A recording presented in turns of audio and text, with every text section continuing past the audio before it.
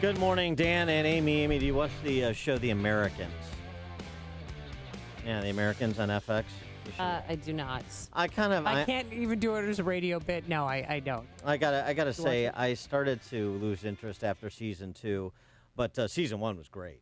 It was really good. It's about Carrie Russell, from Felicity or whatever that show was. Oh, yeah. She's plays the female lead, and then some other dude plays the male lead. Who cares? It's all about Carrie Russell. Anyway, there's Russian spies in America, embedded in America, living American lives in the 1980s during the height of the Cold War, the Reagan era. Oh, cool. But of course, serving as operatives for the Soviet government. That is a fictional show. But our next guest lived that out in real life. He is Jack Barsky, if that is his real name, and it's not. It's actually Albrecht Dietrich. He was born in 1949 in East Germany and recruited to be a communist spy. He's got a new book, Jack Barsky, his nom de plume as a spy. The new book called Deep Undercover, My Secret Life and Tangled Allegiances as a KGB Spy in America. And Jack Barsky joins us now. Thanks so much for joining us. Appreciate it. Well, thanks for having me. Good morning. Good morning. And so, kind of give us the story starting from when you were recruited to coming to America to flipping sides. So I guess this is a morning show. I have to be really brief. But you watch The Americans, and there is some truth to what they're showing, except for all the the shooting and the killing and all this other stuff. But yes, I did live in the United States for 10 years undercover under this name, which, by the way, is now my real name. I'm an American citizen, and I was allowed to keep this name, which was stolen from some young person who died very young. Anyway, 10 years. I was trained in Berlin, and I'm originally from Germany. Trained in Berlin and Moscow for about 5 years, prepared for an undercover mission, which had a lot of twists and turns to it, and didn't wind up as successful as they had the Russians had planned, and we all had hoped for. And I'm glad it didn't. What was the mission? The mission was to, embed myself in American society and be ready when things get really bad. When let's say there's a shooting war and all the diplomats are kicked out, so how do you get information from the other side of the firing line, so to speak? That was one thing. The other thing was to just find people that are of interest and profile them and send information back to see if they can be recruited, and fundamentally get as close to folks who have interesting information as possible, and then send that information back to the center. The last thing was very difficult for me to do because I was not in a position in society to meet like politicians and decision makers. But you were able to embed yourself. You graduated from a good liberal arts college in this country. You got a job at MetLife as essentially an IT guy. So kind of getting a college degree here, getting a job here. And what were you doing while you were kind of living this American life in terms of the intelligence gathering? Well, as I just indicated, this was pretty much it. I also sent reports as somebody who actually lived in the country and interacted with real people in a fashion that Russians, the so-called resident agents, diplomats who were actually working for the KGB couldn't. So I also sent reports back to, how the American public is reacting to certain events that were occurring and so forth. I also did a little bit of industrial espionage, collected a set of, state-of-the-art computer programs that I have no idea whether they were ever used or not. And you also you fell in love while you were here as well. Did that help you fall in love with America? That's a good question, and the answer is yes and yes. So you Let's weren't talk about love early in the morning on a Monday. you weren't hooked up with Carrie Russell. They didn't matchmake for you. You met. No, actually, yeah. that was a thought because this is not one of my favorite things to talk about because I was married twice. I was married in Germany, and at the same time I got married here. And initially there was a thought to send my German wife together with me, but this is, as you may understand, this is not a job that too many people can handle.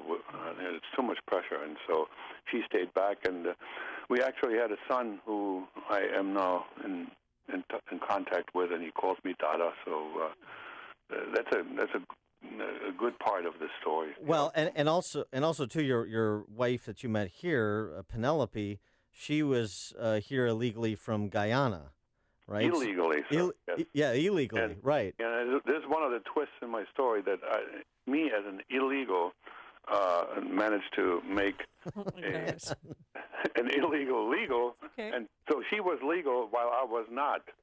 Oh. All right. I think we should put you in charge of all this investigating of Putin that's going on in D.C. with some of these rabbits you pulled out of your hats here. So, you're married. You've got a job here. What was it like to kind of live this double life? Were there any moments where you almost revealed yourself, or anybody looked at you askance and said, "What is the deal with that Jack Barsky guy?" There's a good friend of mine who there's really only one person who once came to me and said, "You know what? There's something wrong with you. There's a big hole in your story. I don't want to really get into it, but because he was a friend, he didn't dig. Other than that, no." And what happened, though, when the FBI started investigating me, they had a bug in my kitchen, and at that point, I and my wife had a big argument, and I spilled the beans to her. Oh. And it was all a testimony, and they had it on record, and that's how they finally were able to move in and say hello to me. So, but then later on, the KGB assumed you had died? I told them that when they asked me, when they told me, they commanded me to return to the other side of the Iron Curtain. I told them that I wouldn't go, and the reason was that I had contracted AIDS and I would seek treatment in this country. And in those days, AIDS was fundamentally a death sentence, and so what they determined was I was going to die anyway, so they told my German wife that I died. Well, wait, wow. but was that a cover story, or did you actually contract AIDS? Oh, no, it was a cover story. Yeah, okay, well. Just using your survival skills. Well, but it's interesting. It's interesting that they wouldn't, you're talking about a spy, somebody who, puts on cover stories for a living, and that they wouldn't check that out. Well, let me tell you something. If you want to find somebody who is a good undercover spy, one of the most important characteristics is that this person needs to be very, very honest. And so they actually trusted me.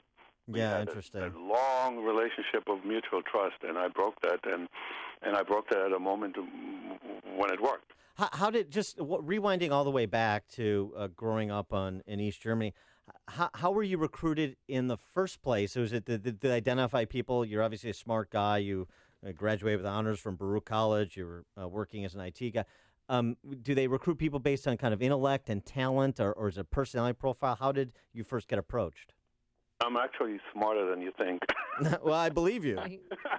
I was a national honors student. I got a national scholarship in East Germany that was handed out to 60 to 70 individuals a year.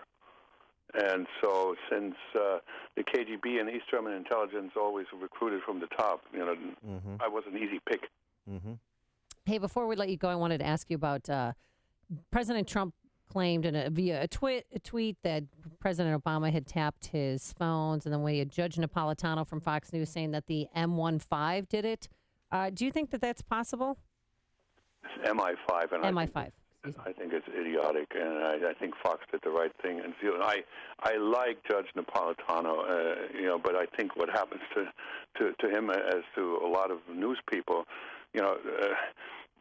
he thought he needed to have yet another story that keeps him in the limelight. I'm sorry, and it's too bad. There is way too much speculation and innuendo going on in with regard to who hacked whom. And oh, by the way, part of that is I made the couple of days ago. I made the cover page of the National Enquirer, and if you Google that and read that page, that's sort of the crest of the wave of stupidity that we're dealing with here. This is intelligence, and intelligence. One of the features of intelligence is that it's secret, and most everybody doesn't know what's going on, and speculation is really it's not what that doesn't get you anywhere. I note from some of the write-ups on your book and your story that you were raised an atheist. No surprise there. Now a strong Christian. Your story bears some striking resemblances to Whittaker Chambers' story. Okay, I don't know whether he became a Christian or not. He did. But what is proven now that he was a spy for the KGB, which was disputed for a long time. Right. There's no documented evidence that this in fact was the case. But ultimately defected and worked for America, instrumental in the Alger Hiss conviction for espionage, and also converted to Christianity too. So I mean, it's just kind of interesting. I got this all wrong. Alger Hiss was the one. Yeah. Right. Yeah. Disputed. Right. Whittaker Chambers came out. I did not know, honestly, that he became a Christian. Yeah. Well, I hope he's doing well in heaven. Well, I hope he is too, and I'm glad that you're doing well here in America, and I hope your book does well. The book is Deep Undercover: My Secret Life and Tangled Allegiances as a KGB Spy in America by Jack Barsky. Jack, thanks so much for joining us. Appreciate it. Well, thanks for having me. Good morning. Thanks. And he joined us on our turnkey.pro answer line.